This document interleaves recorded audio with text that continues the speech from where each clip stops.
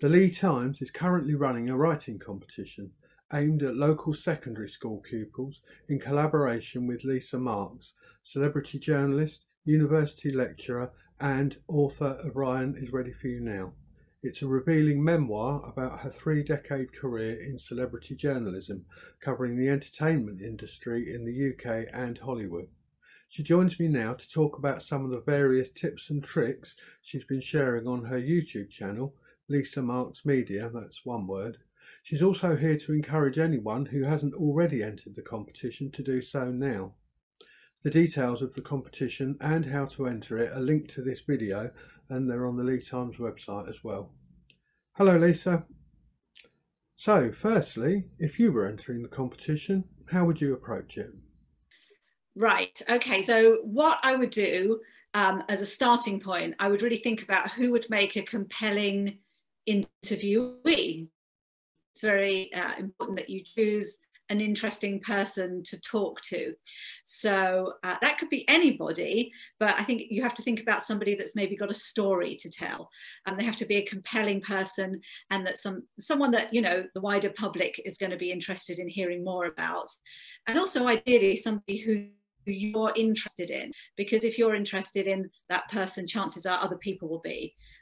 That's not compulsory. You don't always have to be interested in the person you're interviewing. You sometimes have to fake it a little bit, but really for the purposes of the competition, I would say find someone who interests you, who you want to know more about, and that's somebody that you might be able to dig a little deeper into their life story, peel back a layer, someone who you think you might be able to get more out of, and ultimately push their story a little further, so that when someone's read your interview, they feel like they've learned something new and that it's been worth their time reading it. So I would take into account all of those things, and then once you're writing it, really look at the language you're using. Have you used the best descriptive words?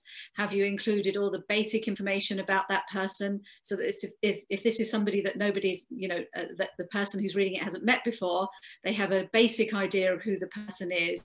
So you really set the story up well, so that when they actually get to the interview, the reader is drawn in and they've got some idea of who they're reading about.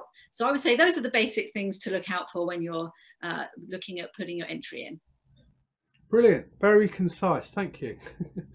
The next thing, you're developing on your YouTube channel the Complete Celebrity Journalism Toolbox. Can you tell me a little bit about that, please? Yes, and thank you for mentioning the YouTube channel. So far as I can tell, my mum is tuning in, and 3 friends, but I would love some more viewers there, so that would be great. So really with the YouTube channel, all I'm doing is taking everything I've written in the book, which was 75,000 words, and trying to distill it into little bite-sized pieces of information, of things that I think that anybody who's interested in the interviewing process would like to know more about. So it's really about gathering everything that I've learned and then offering it out into the world in bite-sized chunks. So how to approach an interview, the importance of your research, you know, what to do when things go wrong, you know, how to interview somebody on a red carpet, that's one that's coming up soon, and just, you know, how to use your energy in the room, that when you meet somebody, you make a good connection with them, and obviously we're all back in the same room again, and just basically pulling together all the elements that, if you can put them all together in one big happy little chunk, that you can hopefully you'll get a really good interview.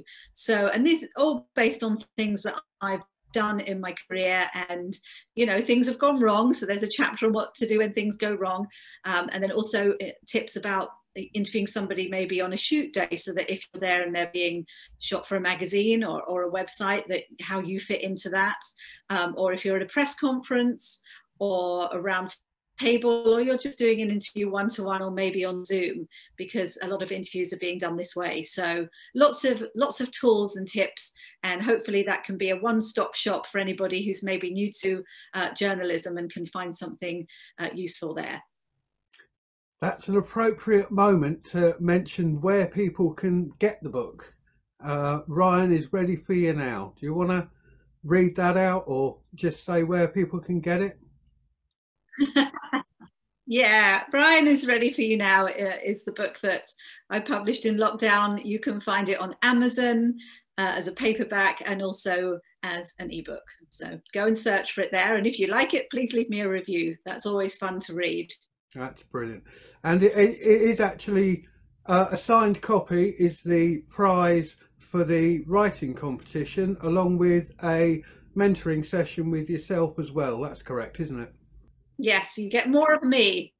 Lucky you, you get more of me, and the winner will get a book, a signed book, and also the runners-up will as well. And it'll be my pleasure to give them to you. And as long as I know your name, I can put that on as well. So go for it. That's fantastic. I know you wanted to say something about the importance of networking and getting back out into the world, developing contacts, getting back to university, that kind of stuff. What were you thinking along with that? Yeah, we're a really interesting time in the world right now. Our world is beginning to open up, and you know, much as being at home's had its ups and downs, I know a lot of the students that I teach are a little bit wary about going out into the world. Some of them have got very used to working in their bedrooms alone. But the thing about being a journalist is really about meeting people and connections with people, and not just the people that you're interviewing, but also their agents and their managers and you know, their PR people. And you know, to be a good journalist, you have to have good relationships with these people, and a lot of those relationships are built over meeting one-to-one. So it's really important that, you know, as we start to get back on trains and buses and go back into school or on campus, that we start to feel a little more comfortable about that and about being around people, because especially if you want a career in media, it's very, very important for most part that you enjoy being around people, and you know, you're curious about people, you want to meet them, and actually I think once you get over the initial shock of going back out there, I think everything will actually start to feel quite normal again. But it really is important, and networking in journalism really is a huge part of the job.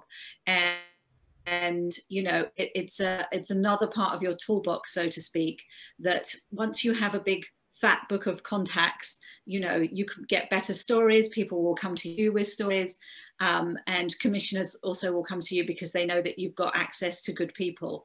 So I would say, if you're a little bit wary about, you know, the world opening up and getting out there, don't be. There's a really interesting world waiting for you, and as a journalist, it will be in your best interest to get out there and start meeting people again, feeling confident about it. Thank you very much, Lisa. It's lovely to talk to you. Take care.